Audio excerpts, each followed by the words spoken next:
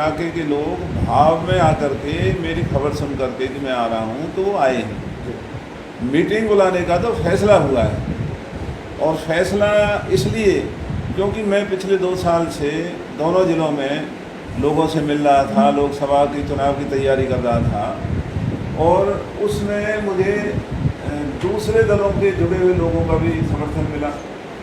जो हमारी पार्टी से सहमत नहीं थे, हमें उनका भी समर्थन मिला। तो अब इलाके के लोगों ने कहा है कि भाई इसमें तो कोई कुछ कहता है, कोई कुछ कहता है, तो हमारा ये फ़र्ज़ है प्रजातंत्र में अपने इलाके के दोनों ज़िलों के उन सभी लोगों को बुला करके उनकी राय ले करके और फिर इलाके की राजनीति की बात करें। मंत्री जी, टिकट आपकी किन्हीं कारणों या कोई भी बात वजह रही हो, टिकट नहीं मिल पाई आपको, लोगों में जनता में रोष देखने को मिला, क्या नहीं वो स्वाभाविक रोष हुआ करता है, क्योंकि पहले कोई कैंडिडेट ही नहीं था। जब हमने चुनाव लड़ना शुरू किया तो कोई उम्मीदवारी नहीं थी, कोई कैंडिडेट नहीं था कांग्रेस पार्टी में, बल्कि जिनको टिकट मिला है महेंद्र प्रताप जी तो लिख करके दे आए थे, भाई मुझे टिकट नहीं लेनी, मेरे बस की चुनाव लड़ना नहीं है। लेकिन ये पार्टी का फैसला है तो उसमें हम इतराज़ नहीं कर सकते, पार्टी ने अपना फैसला लिया है। और अब हमें अपने इलाकों के लोगों को जिनका 2 साल हमें साथ मिला, जिनका आशीर्वाद मिला, अब हम उनको भी अपने साथ करेंगे और उनसे सलाह मशवरा करने के बाद ही फिर अपनी अगले कार्यक्रम की घोषणा करेंगे। मंत्री जी, देखिए ये जो बीजेपी के नेता हैं उनकी आदत है बड़ बोल बोलने की। वो पिछले 10 साल से इस तरह के बोल बोल रहे हैं, लेकिन मुकाबला कहाँ है कहाँ नहीं है फैसला तो इलाके के लोग करते हैं। जब अभी तो नामांकन भी नहीं हुआ, जब नामांकन होंगे हर उम्मीदवार मैदान में उतर जाएगा तो पता चलेगा कि कहाँ जनता खड़ी हुई है, कहाँ पार्टी खड़ी हुई है, तो उस वक्त अपने अपनी बात कहेंगे। कब बुला रहे आप अपनी पंचायत मीटिंग वगैरह? अब ये तो आज ही ये यहाँ जो हमारे इलाके के सभी जाति और सभी धर्मों के लोग आए हुए थे, अब सबसे सलाह मशवरा करेंगे, बहुत जल्दी रखेंगे क्योंकि अब समय कितना है। सोशल मीडिया की बात करें, आपके समर्थक ही बार बार कई अधिकांश ये कह रहे हैं कि करण सिंह दलाल को राजनीतिक दलों से पीछा छोड़ाकर निर्दलीय चुनाव लड़ना चाहिए।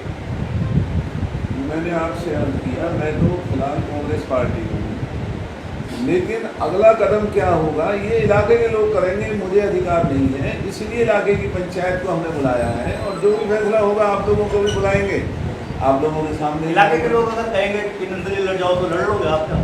ये बात आज नहीं कह सकते ना। नहीं तब नहीं, ये तो फिर इसके तो मायने ये हो जाएंगे कि आप तो अपना फैसला करके आए हो।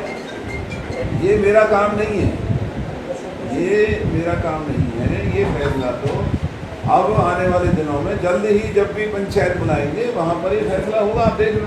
जब टिकटों को बंटवारे की बात होती थी पहले चुनाव में, इस बार भी तो ये कहा करते थे कि जाटों को 4 कैंडिडेटों को हम सीट देते हैं, टिकट देते हैं, 5वां क्यों? इसलिए थी करण सिंह दलाल को ये ऑब्जेक्शन आपको ये लगता था साइड इंटरव्यू, लेकिन अब 4 में से भी 2 जाट कैंडिडेट को टिकट मिली है।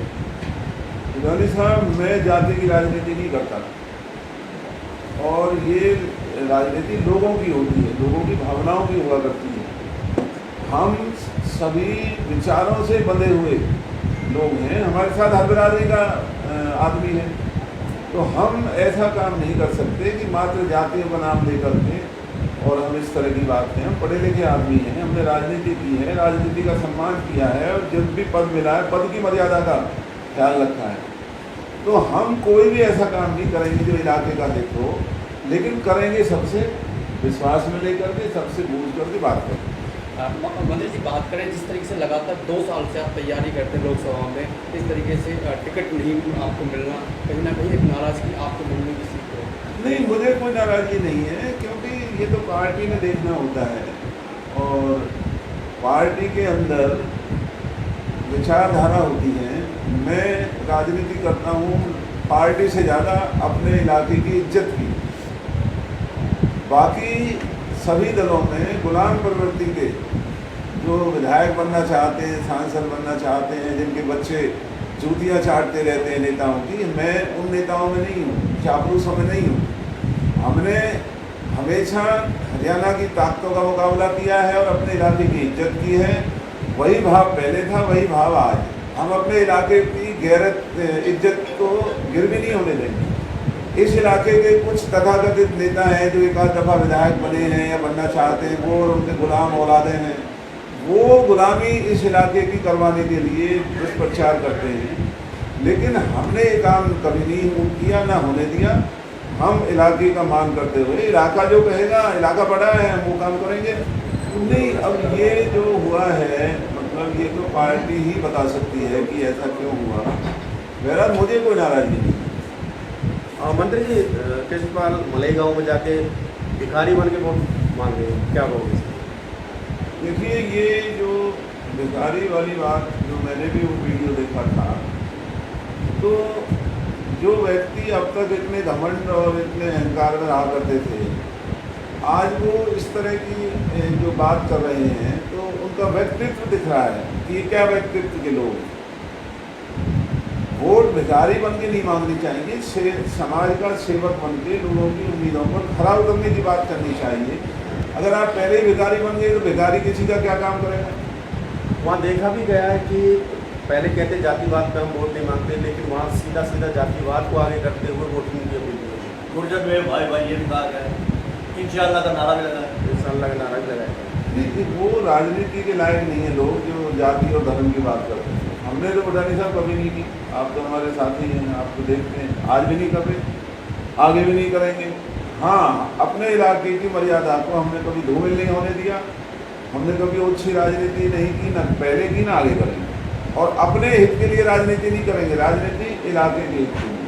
केजरीवाल ने कहा है कि कांग्रेस राज में सबसे ज़्यादा घोटाले हुए हैं, क्या कहोगे?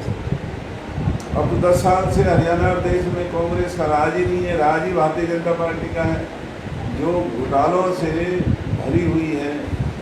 तो कृष्णपाल जी को ये बात शोभा नहीं देती। अब चुनाव आ गया है तो उन्हें अपनी उपलब्धियां लोगों को बतानी चाहिए। कांग्रेस ने गलतियां की हैं तो लोगों ने उनको दंडित किया है। अब उन्होंने जो किया है उस काम की फहरिस्त लेकर के लोगों में जाएं और बताएं, ये है वक्त।